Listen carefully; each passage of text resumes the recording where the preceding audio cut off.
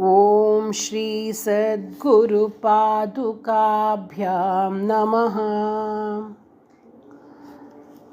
ಎಲ್ರಿಗೂ ನಮಸ್ಕಾರ. ಸೌಂದರ್ಯ ಲಹರಿಯ 85ನೇ ಶ್ಲೋಕವನ್ನು ಅನುಸಂಧಾನ ಮಾಡೋಣ.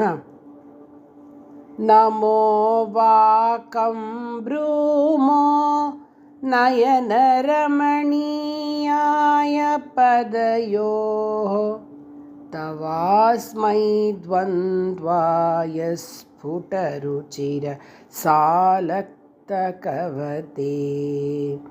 ಅಸೂಯತ್ಯತ್ಯಂತಂ ಯದಭಿಹನಾಯ ಸ್ಪೃಹಯತೆ ಪಶೂನಾಮೀಶಾನಃ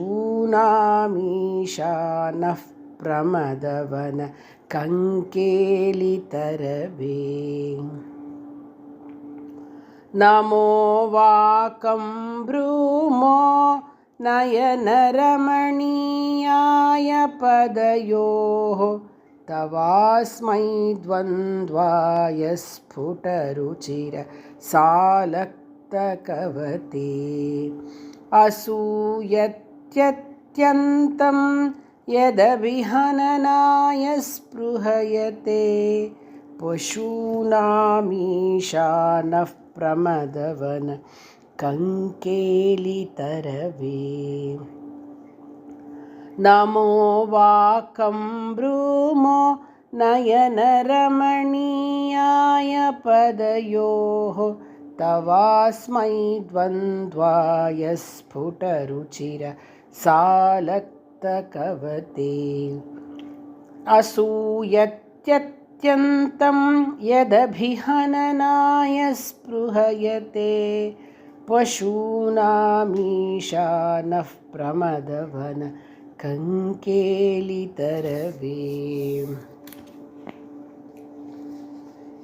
ಈ ಶ್ಲೋಕದಲ್ಲಿ ದೇವಿಯ ಪಾದಗಳಿಗೆ ನಮಸ್ಕಾರವನ್ನು ಸಮರ್ಪಣೆ ಮಾಡ್ತಕ್ಕಂಥದ್ದನ್ನು ಹೇಳಿದ್ದಾರೆ. ಸ್ತೋತ್ರ ಲಕ್ಷಣ ಬಂದು ನಮಸ್ಕಾರ. ದೇವಿ ನಯನ ರಮಣೀಯಾಯ, ನಮ್ಮ ನೇತ್ರಗಳಿಗೆ ಪ್ರೀತಿಕರವಾಗಿರುವ ಮತ್ತು ಸ್ಫುಟರುಚಿ ರಸಾಲಕ್ತಕವತೆ, ಸ್ಫುಟವಾಗಿ ಶೋಭಿಸುವ ಹಾಗೂ ಆರ್ದ್ರವಾದ ಲಾಕ್ಷಾರಸ ಲೇಪವುಳ್ಳ ತವ ಅಸ್ಮೈ, ಈ ನಿನ್ನ ಪದಯೋಹೋ ಚರಣಗಳಿಗೆ ನಮೋ ವಾಕಂ ಬ್ರೂಮಃ ನಮಸ್ಕಾರವನ್ನು ಸಲ್ಲಿಸುತ್ತೇವೆ. ಯದಭಿಹನನಾಯ, ನಿನ್ನ ಪಾದಗಳ ಲಘುವಾದ ಹೊಡೆತವನ್ನು ಸ್ಪೃಹಯತೆ ಬಯಸುವ ಪ್ರಮದವನ ಕಂಕೇಲಿತರವೇ, ವಿಹಾರೋದ್ಯಾನದಲ್ಲಿರುವ ಅಶೋಕ ವೃಕ್ಷದ ಬಗ್ಗೆ ಪಶೂನಾಮೀಶಾನಃ, ಪಶುಪತಿಯಾದ ಶಿವನು ಅಸೂಯತ್ಯತ್ಯಂತಂ, ಬಹಳವಾಗಿ ಅಸೂಯೆ ಪಡುತ್ತಾನೆ.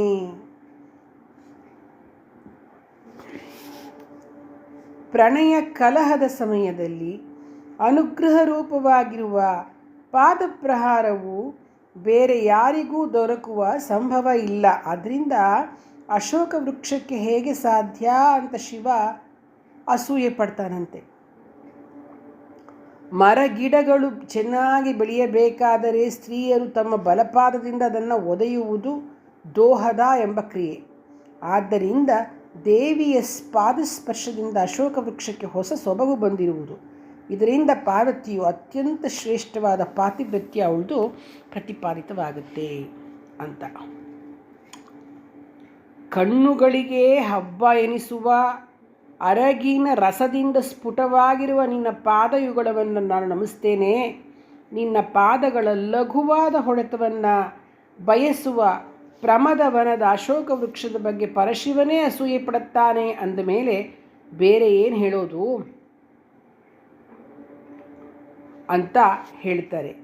ಶಂಕರರು ದೇವಿಯ ಚರಣಯುಗಗಳ ಮಹಾತ್ಮೆಯನ್ನು ಗುಣಗಾನ ಮಾಡ್ತಾ ದೇವಿಗೆ ಸೌಂದರ್ಯ ಲಹರಿಯ 85ನೇ ಪುಷ್ಪವನ್ನು ಸಮರ್ಪಿಸ್ತಾ ಇದ್ದಾರೆ. ಏನು ಈ ಶ್ಲೋಕವನ್ನು ಪಠಿಸೋದ್ರಿಂದ ಭೂತಬಾಧೆಯ ನಿವಾರಣೆ, ಪೈಶಾಚ ಭಯ ನಿವೃತ್ತಿ, ದೇವಿಯಲ್ಲಿ ಭಕ್ತಿ ಸಿದ್ಧಿ ಉಂಟಾಗುತ್ತೆ. ಶ್ರೀ ಜಗದಂಬಾರ್ಪಣಮಸ್ತು.